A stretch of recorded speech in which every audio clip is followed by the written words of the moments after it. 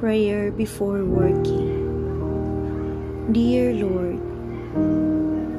as I enter this workplace, I bring your presence with me. I speak your peace, your grace, and your mercy, and your perfect order into this office. I acknowledge your power over all that will be spoken, thought, decided, and done within these walls. Lord, I thank you for the gifts you have blessed me with. I commit to using them responsibly in your honor. Give me a fresh supply of strength to do my job. Anoint my projects, ideas, and energy so that even my smallest accomplishment may bring you glory. Lord, when I am confused, guide me. When I am weary, energize me.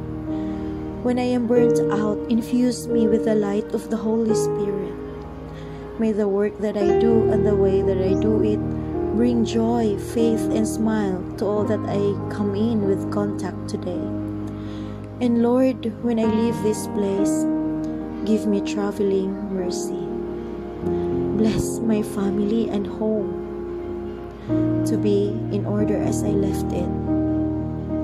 Lord, I thank you for everything that you've done to me and to my family. This we ask through Christ our Lord.